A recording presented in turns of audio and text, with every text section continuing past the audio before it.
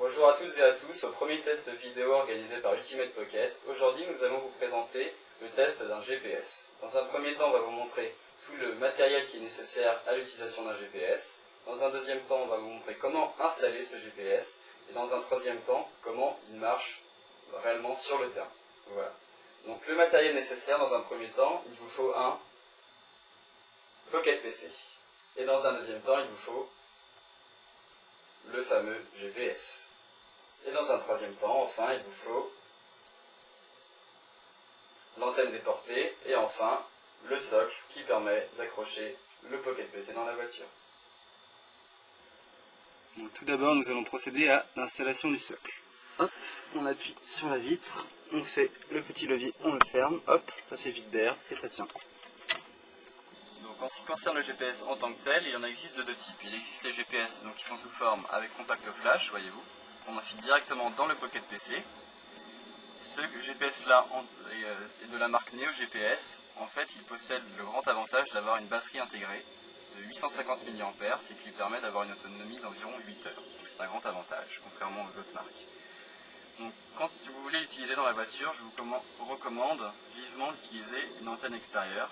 Vous mettez ça au-dessus, et ensuite l'antenne, il suffit de la poser sur le toit, c'est magnétique, donc ça se tient tout seul.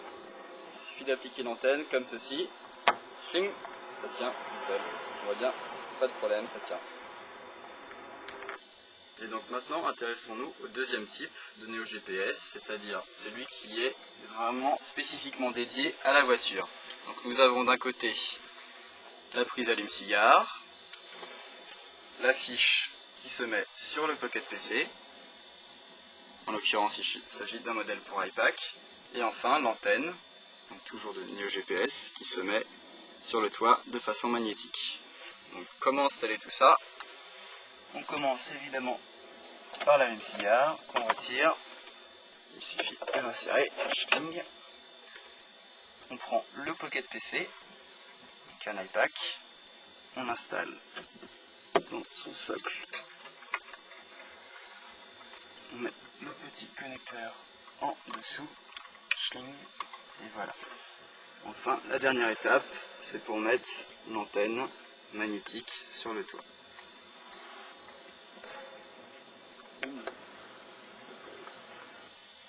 Donc une fois que l'installation matérielle est effectuée, il suffit de lancer le logiciel TomTom Navigator, par exemple. Donc le logiciel se lance, il faut procéder à la configuration du GPS en lui-même. Donc ici nous avons affaire à un modèle qui correspond à cette norme-là, qui est branché sur câble Sericom 1. On l'active, là c'est mis en off, là on le met en on, activé. Et puis après, on arrive directement au statut, là où on voit les GPS qu'il capte. Donc ce modèle est extrêmement performant, voyez-vous. Une fois que c'est activé, il trouve automatiquement le logiciel, il n'y a quasiment aucun temps de chargement. Donc là, il a trouvé notre longitude et notre latitude. On peut donc revenir directement au logiciel TomTom Navigator, où nous allons dire vers où on souhaite aller. Donc il faut choisir tout d'abord la ville, donc nous allons dire Sceaux, donc Sceaux Hauts-de-Seine, et donc on veut aller avenue du Plessis. On fait OK, et maintenant place à l'utilisation.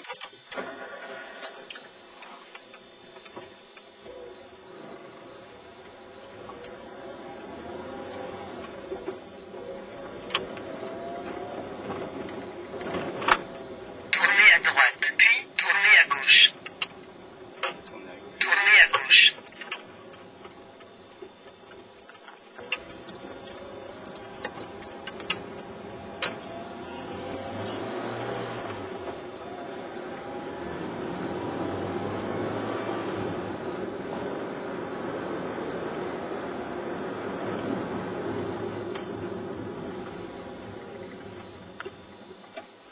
Et oui, ça marche bien.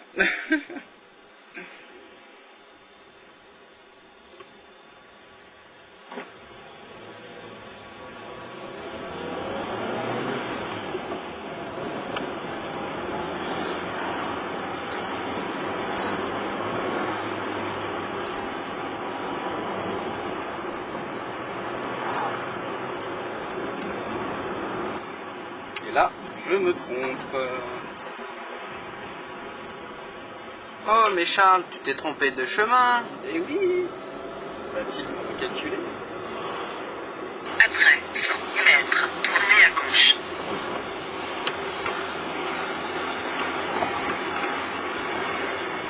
Tournez à gauche.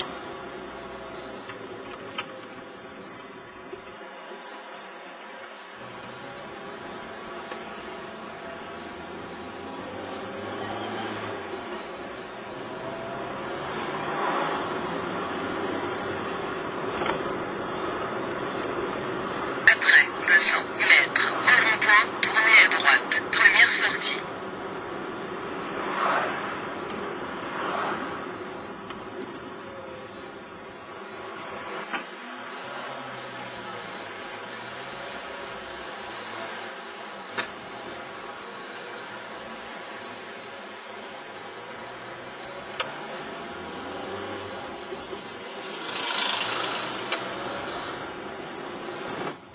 Tournez à droite, puis vous êtes arrivé.